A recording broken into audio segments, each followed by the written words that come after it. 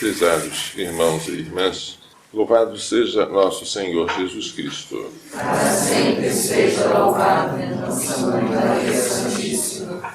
O profeta Jeremias, no capítulo 31, apresenta uma profecia de que o Senhor fará com o seu povo uma nova aliança, diferente daquela que ele fez com os antepassados, quando os tirou do Egito. Aquela aliança foi violada. A nova aliança será diferente. A lei não será mais gravada em tábuas de pedra, mas nas entranhas e no coração. Se é uma lei interior, ela não apenas vai mandar, ela vai empurrar, impulsionar. O povo terá uma força sobrenatural e interna que vai movê-los a agir bem, segundo a vontade de Deus.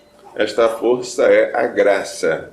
Não será mais preciso ensinar ao próximo ou ao irmão: conhece o Senhor, porque todos me conhecerão, do menor ao maior deles. Haverá uma efusão do Espírito Santo que vai regenerar por dentro aquele povo de coração duro. Perdoarei a sua maldade e não lembrarei mais o seu pecado. Quem está acostumado com a angústia e a amargura de Jeremias estranha que no livro dele haja uma profecia de tanta esperança e de tanta doçura.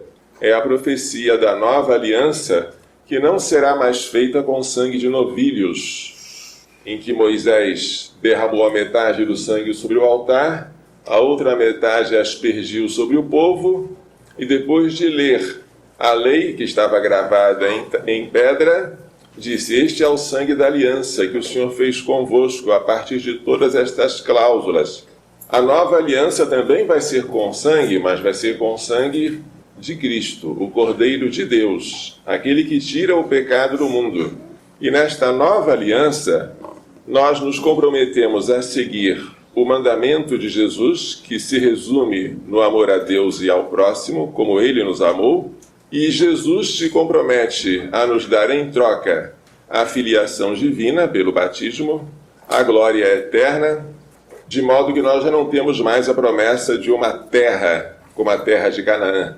Nós temos a promessa do céu, do qual nós nos tornamos herdeiros. O Salmo 50, que nós lemos em seguida, traz um verbo, o verbo bará, que só é atribuído a Deus, é o verbo criar. Este verbo está no Gênesis. No princípio, Deus criou o céu e a terra. E aqui, o autor do Salmo diz: criai em mim um coração que seja puro. Perdoar o pecado, regenerar uma alma, dar o coração puro a um pecador é uma obra que se compara à da criação do mundo. É uma nova criação. E é isso que o salmista pede a Deus, após ter cometido o pecado e reconhecendo toda a sua culpa. A segunda leitura é um trecho pequeno da carta aos Hebreus, que comenta a diferença entre a antiga e a nova aliança. A carta aos Hebreus, em outra passagem, cita ao pé da letra a profecia de Jeremias que acabamos de ler. Neste curto trecho de 3 versículos, esta carta diz que Cristo, nos dias de sua vida terrestre, dirigiu preces e súplicas com ardente clamor e lágrimas àquele que era capaz de salvá-lo da morte. Parece que aqui ele está se referindo à agonia de Jesus no Jardim das Oliveiras. E foi atendido por causa da sua reverência. A tradução aqui varia: reverência, submissão, entrega a Deus, temor de Deus. É uma atitude filial de obediência que Jesus assumiu diante do Pai.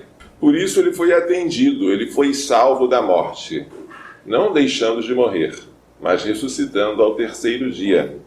Embora fosse filho, aprendeu a obediência por aquilo que sofreu. É uma frase que nos impressiona. Como é que Jesus aprende alguma coisa? Como Deus, ele não tem nada a aprender, porque ele é onisciente desde toda a eternidade. Como homem, ele aprendeu o ofício de carpinteiro.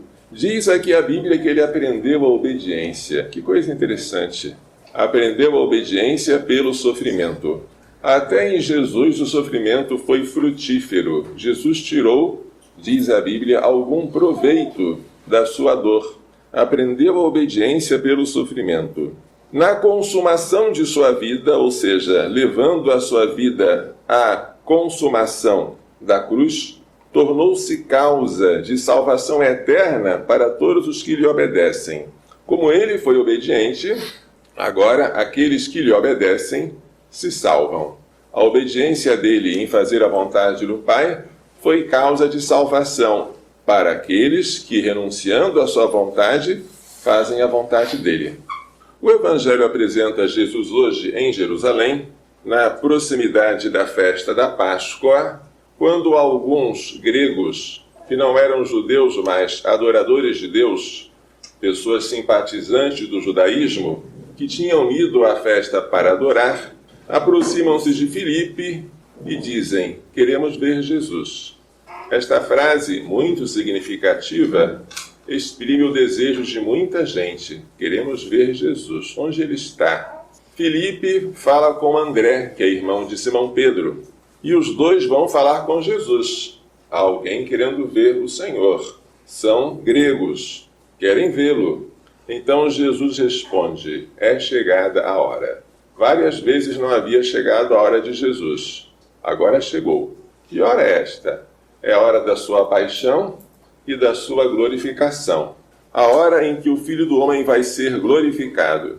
A glória de Jesus é ser crucificado e depois ressuscitar e subir aos céus. A glória já começa na cruz. Por que ele precisa passar por tudo isso? Porque se o grão de trigo que cai na terra não morre, fica só, mas se morre, dá muito fruto. A semente precisa de morrer para frutificar. Fazemos isso, por exemplo, com um grão de feijão. Se colocamos em um algodão embebido de água, ele germina. Primeiro, ele se abre em duas bandas chamadas cotilédones. Por isso ensinam-nos que o feijão é uma dicotiledônea. E as raízes começam a penetrar no algodão e a criança se admira porque o algodão não tem nutrientes, só tem água. Mas começa a crescer um caule. E depois as primeiras folhas, mas antes que as folhas se lancem, a planta já está germinando. Por quê? De onde ela tira a sua comida? Se a professora ensinou que o alimento da planta é produzido pela fotossíntese que acontece nas folhas, porque as folhas têm aquele pigmento verde chamado clorofila. De onde que o pé de feijão tira o alimento para sobreviver enquanto não há folha? Tira da semente. E a criança observa que as duas bandas das sementes que se abriram começam a murchar até cair. A semente contém amido, que sustenta a planta enquanto ela própria não pode sintetizar o seu alimento. A semente morre, a planta vive. E depois a criança se admira de ver quanto feijão aquele pé deu, quantas vagens. Mas é preciso que a semente morra. Assim é Jesus. Ele tem que morrer. E ele tem que morrer enterrado, símbolo do seu sepulcro. E aí ele vai renascer e dar frutos. O fruto que ele vai dar para nós é a graça superabundante que vai jorrar do seu peito aberto. É o Espírito Santo que ele vai comunicar sobre os apóstolos, dizendo: recebei o Espírito Santo. A quem perdoar os pecados serão perdoados, e a quem os retiver serão retidos. É o Espírito Santo que ele vai derramar sobre eles em forma de fogo, quando eles estiverem reunidos no cenáculo junto com Maria Santíssima. Eles vão sair corajosos para falar várias línguas e anunciar o Evangelho e batizar a todos, mas ele tem que morrer primeiro.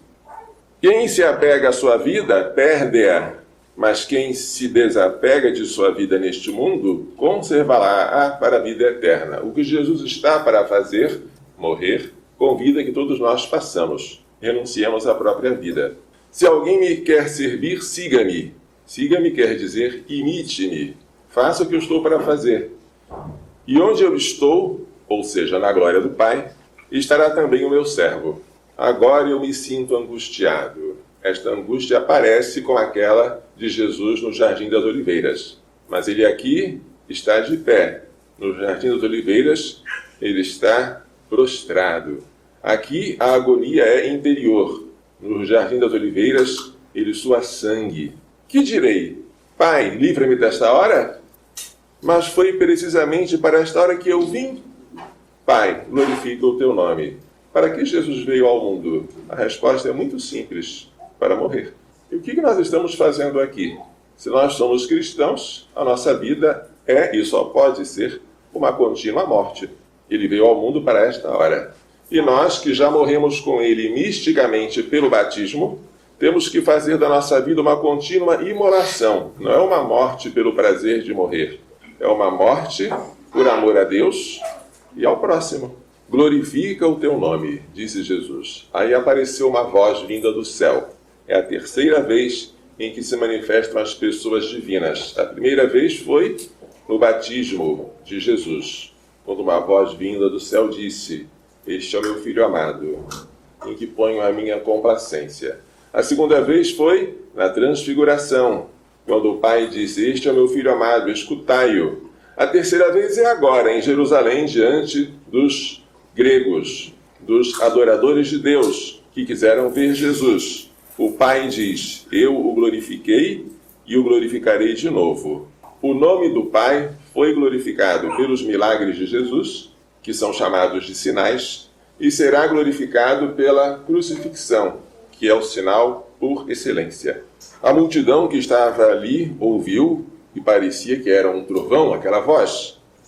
Ou então algum anjo falou com ele, mas Jesus respondeu: esta voz que ouvistes não foi por causa de mim, foi por causa de vós. Jesus não precisava daquele sinal sensível do Pai, mas a multidão precisava. Agora é o julgamento deste mundo, e o príncipe deste mundo será lançado fora, que é o demônio. O demônio será derrotado pela cruz de Cristo.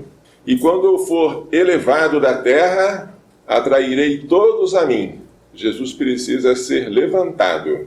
Jesus falava assim, explica o evangelista, para indicar de que morte iria morrer. Se dependesse dos judeus, Jesus morreria apedrejado, como morreu Santo Estevão.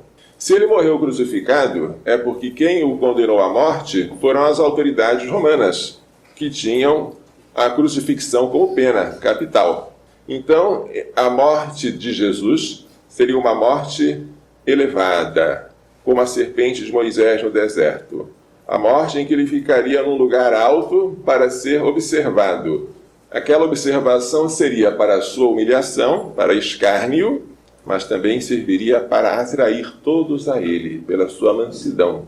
Ele é um rei com um trono de cruz, com uma coroa de espinhos, e que nos governa pela mansidão de seu coração.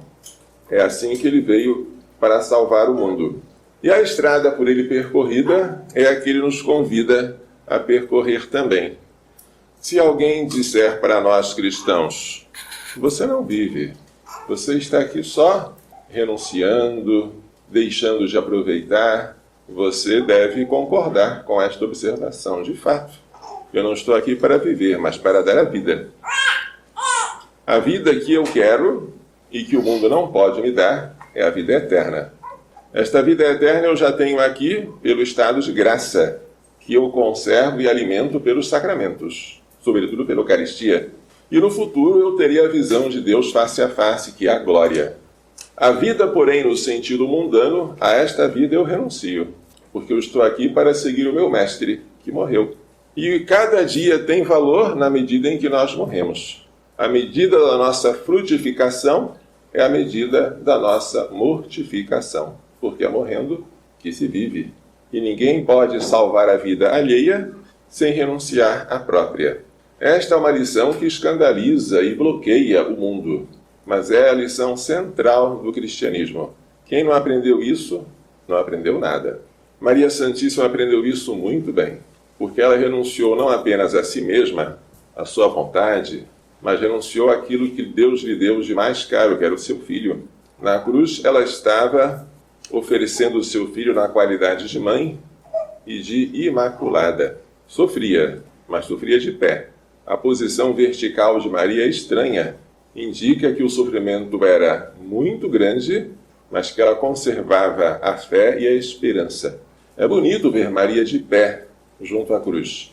E é bonito também a ausência de Maria no sepulcro, porque várias mulheres foram lá para procurar entre os mortos aquele que estava vivo e para embalsamar um cadáver que não existia. Maria não estava lá, porque ela creu e esperou na ressurreição do Senhor e mereceu receber a visita daquele que estava vivo. Que o exemplo de Maria Santíssima nos sirva de encorajamento para este tempo de Quaresma. Louvado seja nosso Senhor Jesus Cristo. Para sempre seja louvado a nossa Mãe Maria